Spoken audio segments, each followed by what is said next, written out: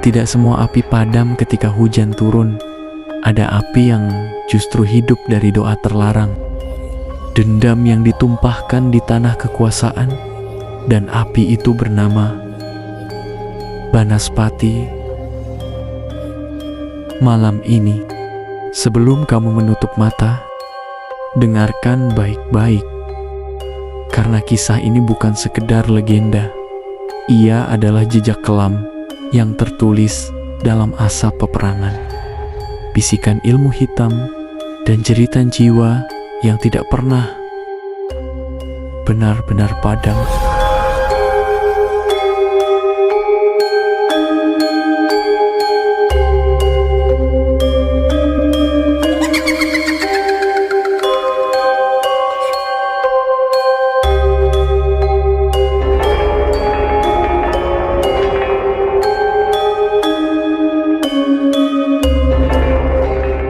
Jauh sebelum Majapahit mencapai puncak kejayaannya, sebelum panji-panji kerajaan berkibar dengan angkuh di seluruh Nusantara, hidup seorang tokoh misterius yang namanya sengaja dihapus dari prasasti dan kitab kerajaan.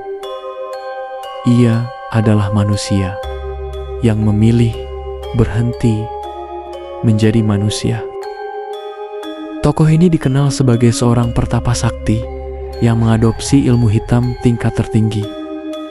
Ilmu yang tidak hanya menukar jiwa dengan kekuatan, tetapi juga mengikat roh pemiliknya pada unsur paling buas di alam semesta, yaitu api.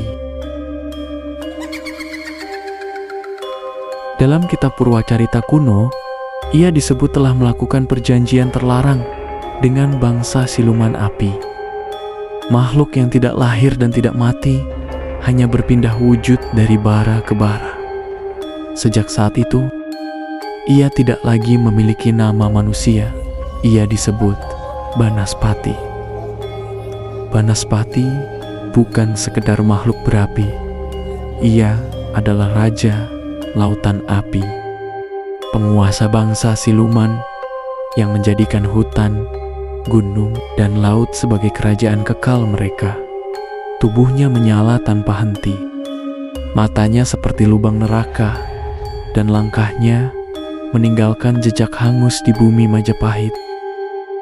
Ketika Banaspati memimpin bangsa siluman, dunia manusia berubah menjadi ladang korban. Desa-desa terbakar tanpa sebab, laut memuntahkan api di malam hari, dan orang-orang yang berani menyebut namanya sering ditemukan menjadi abu.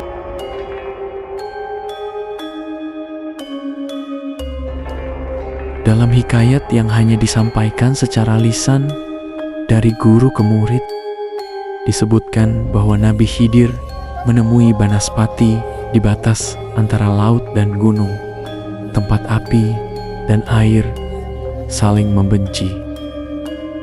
Pertarungan mereka tidak tercatat oleh waktu.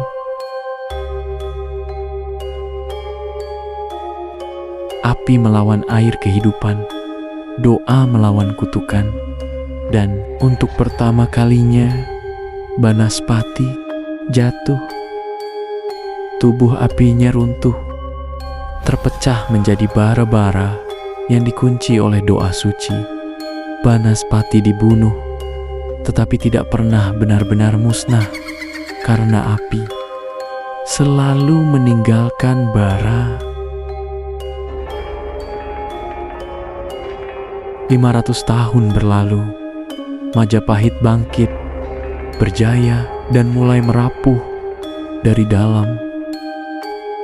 Dan di tengah kejayaan itu, sesuatu bangkit dari sisa abu Banaspati. Ia bukan Banaspati, namun apinya mengalir kental. Namanya dikenal sebagai masyarakat Jawa percaya setan Kober adalah keturunan langsung Banaspati, makhluk yang mewarisi kecerdikan, kelicikan, dan kesaktian yang jauh lebih berbahaya. Jika Banaspati adalah api yang mengamuk, Setan Kober adalah api yang berpikir. Ia hidup di hutan Panji, tempat yang hingga kini masih dianggap angker. Tempat suara langkah sering terdengar tanpa wujud, dan api kecil muncul tanpa sumber. Di sanalah setan Kober membangun padepokan ilmu hitam, bukan untuk menyendiri, melainkan untuk menyusun strategi perang. Dalam peperangan, setan Kober tidak turun sebagai prajurit. Ia menjadi ahli strategi supranatural. Ia mengirim wabah ketakutan, mengacaukan logistik musuh lewat teror gaib, membuat tentara Islam melihat api berjalan di tengah malam. Tercatat secara lisan, lebih dari 300 tentara Islam tewas di pedesaan, bukan oleh pedang, tetapi oleh api yang muncul dari kegelapan. Dan setiap kematian memperkuat setan Kober.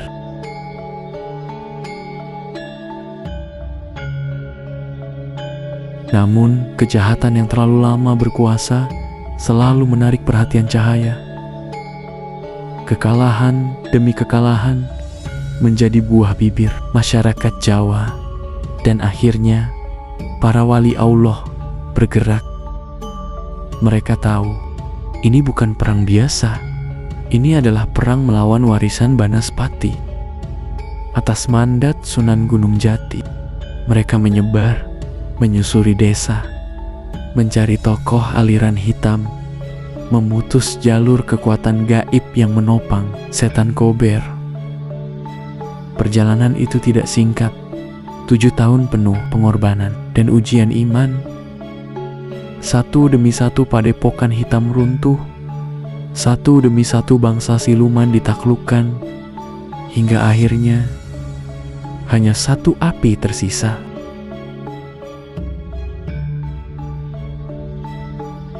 Setan Kober menunggu. Ia tahu waktunya hampir habis, namun ia tidak takut, karena ia mewarisi kesombongan Banaspati. Yang datang bukan wali, melainkan seorang pangeran yang tidak banyak dikenal sejarah, Pangeran Sutowijaya. Pertarungan mereka mengguncang hutan Panji. Api melawan keberanian, ilmu hitam melawan doa yang tidak goyah.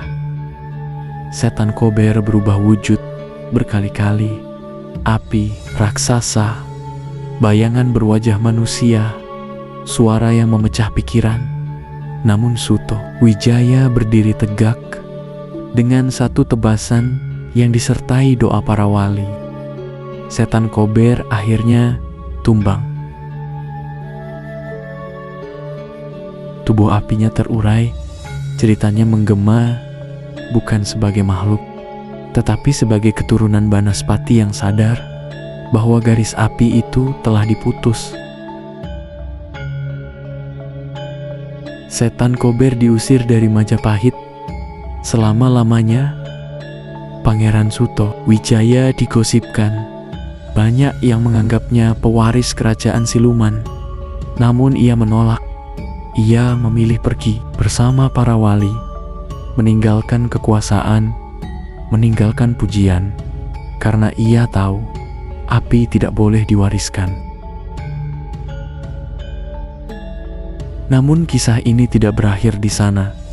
Masyarakat Jawa hingga kini masih percaya keturunan Banaspati belum punah.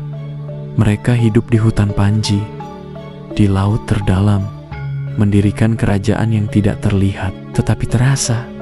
Dan jika suatu malam kamu melihat api melayang tanpa asap, atau mendengar langkah di hutan tanpa wujud, ingat satu hal: Banaspati mungkin telah ditaklukkan, setan Kober mungkin telah dikalahkan, namun api selalu menunggu untuk menyala kembali.